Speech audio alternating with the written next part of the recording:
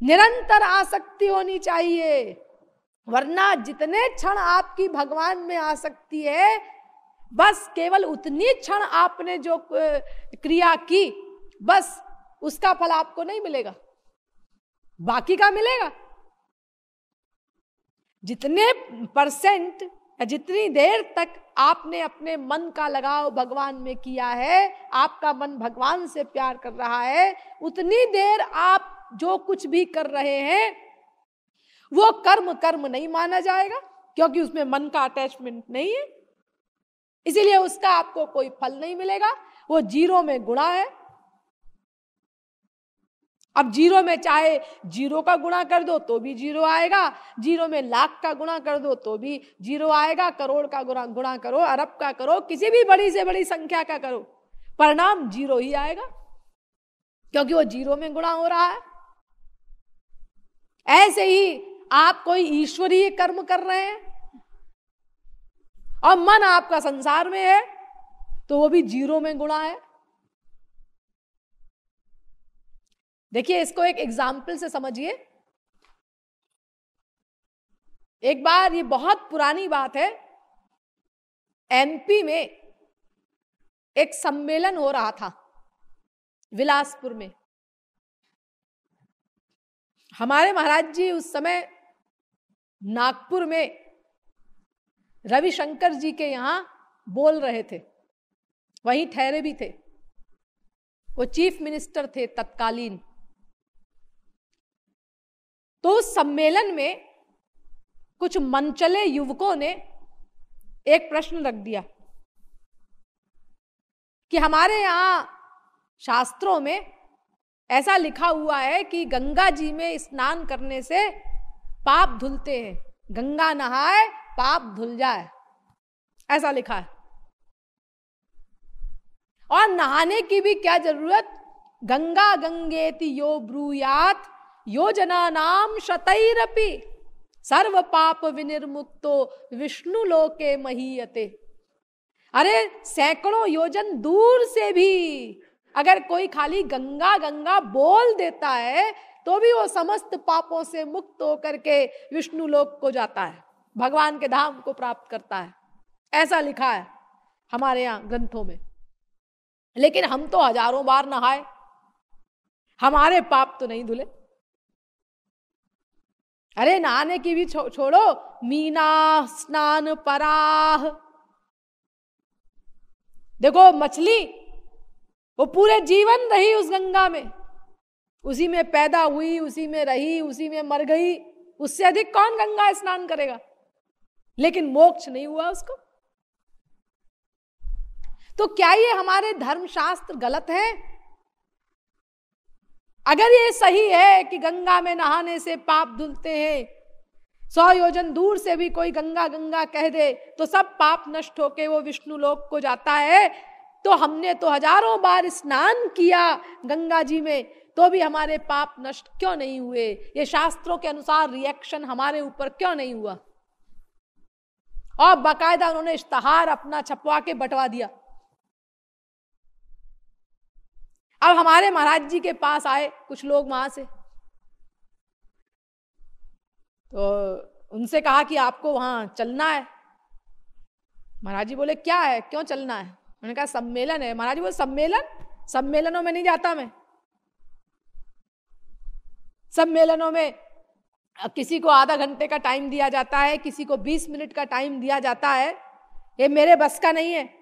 अरे मैं तो 30 दिन रोज 2-2 घंटा बोलता हूं, तब कुछ कुछ समझा पाता हूं, क्योंकि वहां ऐसे लोग तो है नहीं आप लोग कि हाँ मैं खाली मंत्र मंत्र बोल दूं, कोटेशंस दे दूं और आप लोग समझ जाए कि मैं क्या कहना चाहता हूं। अरे श्रोता जैसे हो उसके अनुसार वक्ता को बोलना पड़ेगा ना, क्योंकि हमारे श्री महाराज जी कोई प्रवचन तो देते नहीं, वो तो समझाते हैं पब्लिक को कि वो जो बात कह रहे हैं वो भीतर उतरे, लोगों के समझ में आए। तो श्री महाराज जी ने कहा भाई मैं सम्मेलन में नहीं जाता, क्योंकि वहां आप लोग थोड़ा सा समय देते हैं और इस तरह के लोग हैं नहीं कि हाँ संक्षेप में खाली मंत्र मंत्र कोट करके बता दें और आप लोग समझ जाएं। कोई बृहस्पति तो वहां बैठे हुए नहीं है। उन्होंने कहा कि नहीं नहीं, आपका चलना इसीलिए जरूरी है कि एक समस्या आ गई है, और अगर इस समस्या का समाधान नहीं हुआ तो हिंदू धर्म की बदनामी होगी, और कोई उसका समाधान नहीं कर पा रहा है, संतुष्ट नहीं कर पा रहा है जनता को। बताया गया महाराज जी को कि ऐसे ऐसे ये प्रश्न लोगों ने इश्तहार के रूप में छपवा दिया है। खैर हमारे श्री महाराज जी गए और उन्होंने उन लड़कों से कहा जिन्होंने ये प्रश्न रखा था कि आप लोग मंच पे आगे बैठ जाइए और मैं केवल आपके प्रश्न का समाधान करने के लिए यहां पर आया हूं, इसलिए मैं बोलूंगा जब तक आपके प्रश्न का समाधान नहीं हो जाएगा। 1 घंटा 2 घंटा, 1 दिन 2 दिन, 1 महीना 2 महीना मैं बोलता रहूंगा। और आप लोग यहाँ जितने साधक बैठे हैं, महाराज जी से परिचित हैं बहुत वर्षों से, आप जानते हैं कि उनकी इस उक्ति में लेश मात्र भी अतिशयोक्ति नहीं थी। उनके लिए कुछ भी असंभव नहीं है। अरे 18 घंटे तो कई बार वो पहले बोले ही हैं, जब आंख बंद करके बोलते थे जगत गुरु बनने के पहले। ये बात तो पुराने सत्संगियों ने ही आपको बताई होगी। तो महाराज जी ने वही मंच पर बैठा लिया और उनसे कहा कि जब आपका समाधान हो जाए तो आप लोग खड़े हो जाइएगा, तो मैं समझ लूंगा समाधान हो गया, अब मुझे आगे नहीं बोलना है। अब श्री महाराज जी ने बोलना शुरू किया, लेकिन बहुत देर बोलना ही नहीं पड़ा उनको। थोड़ी देर ही बोला था कि वो लोग आकर के चरणों में गिर गए। श्री महाराज जी ने इस प्रश्न के उत्तर में कोई दर्शन शास्त्र, वेदों शास्त्रों को विशेष नहीं उठाया। उन्होंने एक लॉजिक की बात रखी। उन्होंने कहा देखो, एक शीशी में पेशाब भर दो और उसकी पैकिंग कर दो, टाइट पैकिंग, सील कर दो उसको, और एक दूसरी शीशी लो बड़ी, उसमें गंगा जल भर दो। अब इस पेशाब वाली शीशी को गंगा जल वाली शीशी में छोड़ दो, या हटाओ गंगा जी में ही डायरेक्ट छोड़ दो, हरिद्वार जाकर के, और उस गंगा जी में पड़ी रहने दो वो शीशी 1 घंटा 2 घंटा, 1 दिन 2 दिन, 1 महीना 2 महीना, 1 साल 2 साल। उसके बाद उसको निकालो, अब उसको खोलो, अब उसका आचमन करो। छी, आचमन कैसे करेंगे? क्यों? वो तो पेशाब भरा है उसमें। अरे तो क्या हुआ, वो शीशी 2 साल गंगा जी में तो रही है। अरे रही तो है, लेकिन वो तो बंद थी, वो पेशाब तो गंगा जी में मिला ही नहीं, तो वो तो वही रह गया, पेशाब ही रह गया। वो तो उसका आचमन कैसे करेंगे हम? ओ ये बात है। हाँ, तो एक बात बताओ, जिन पापों की शुद्धि के लिए तुम गंगा जी में स्नान करने के लिए जाते हो, वो पाप वो कहाँ रहते हैं? वो आंख में रहते हैं कि कान में रहते हैं कि हाथ में कि पैर में? कहाँ रहते हैं वो? नहीं जी, वो अंतःकरण में रहते हैं। भीतर एक मशीन है सूक्ष्म, उसको अंतःकरण कहते हैं, मन कहते हैं, उसके अंदर ये सब पाप रहते हैं, वहां से निकलते हैं ये सब गड़बड़ अध्याय। तो इसका मतलब आप अंतःकरण की शुद्धि के लिए गंगा जी में स्नान करने के लिए जाते हैं। जी हाँ, तो जब आप गंगा जी में स्नान कर रहे थे तो आपने गंगा जी में किसको डुबाया? शरीर को डुबाया या मन को डुबाया? आपका मन कहां था उस समय? हमारा मन ये कर रहा था, ये सोच रहा था उस समय कि देखो वो लड़की नहा रही है, वो लड़का नहा रहा है, वो लड़की बड़ी सुंदर है, वो पंडा के पास हमारी कमीज रखी हुई है, उसमें 1000 के 4 नोट हैं, कहीं वो गायब ना कर दे, लगातार देखते रहो उसको घूर घूर करके। ये सब कर रहा था आपका मन, और शरीर से आप डुबकी लगा रहे थे, यानी फिजिकल ड्रिल कर रहे थे, और बड़ी लंबी ड्रिल। डुबकी लगाया, हाँ, उसके बाद दोबारा डुबकी लगाया। ये भाभी की डुबकी, ये चाची की डुबकी, ये ताई जी की डुबकी, ये सब कर रहे हैं। यानी हम सोचते हैं भगवान इतना बेवकूफ है कि कि हम उसको आसानी से ठग लेंगे। अरे ये गंगा में जो आप स्नान कर रहे हैं, ये गंगा क्या है? कुछ पता है आपको? अरे वही जो पानी बह करके आता है गंगोत्री से, बस यही नॉलेज है आपकी गंगा जी के बारे में। अरे आपने सुना होगा गंगा जी के नाम का बखान कि कोई दिव्य पर्सनैलिटी है गंगा। तो वो कौन है गंगा? ये तो मटेरियल पानी है जो बहकर आ रहा है। वो गंगा कौन है जो अलौकिक पर्सनैलिटी है? ये तो जी हमको नहीं मालूम। तो अगर आपको नहीं मालूम तो आप डायरेक्टली नहाने क्यों चले आए? अरे पहले अपने गुरुजी से पूछते कि ये गंगा है कौन, और स्नान किसको करना है गंगा में, और कैसे स्नान करना चाहिए गंगा में। ये सब आपको पहले नॉलेज प्राप्त कर लेनी चाहिए थी। आप तो फिजिकल ड्रिल कर रहे हैं। तो शरीर को आपने डुबाया गंगा जी में और मन को आपने गंगा जी से पृथक रखा, तो फिर उस मन में रहने वाले पाप कैसे धुलेंगे? ये जो शीशी में पैक्ड है शराब, ये पेशाब, यही हमारा मन है। तो ये मन जब तक गंगा जी में नहीं मिलेगा तब तक ये मन शुद्ध कैसे होगा? कैसे आप आशा करते हैं कि आपके पाप धुल जाएंगे? अरे इस मन को डुबाना होगा ना।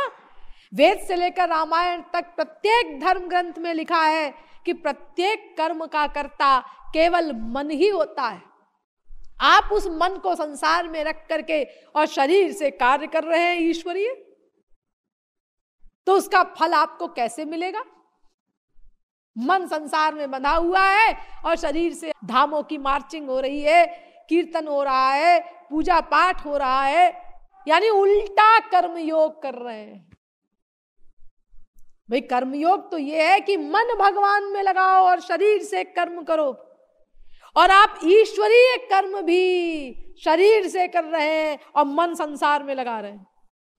मन हरि में तन जगत में कर्म योग यही जान राधे राधे। और तन हरि में मन जगत में यह महान अज्ञान राधे राधे। भक्ति शतक।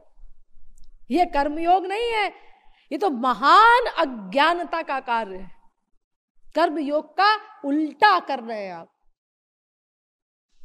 तो जब तक हमारा मन गंगा जी नामक पर्सनैलिटी में या किसी दिव्य पर्सनैलिटी में अटैच्ड नहीं होगा, बाकायदा अटैचमेंट, यदा ये वैश एतस्मिन्नु धर्मंतरम कुरुते अथ तस्य भयम भवति।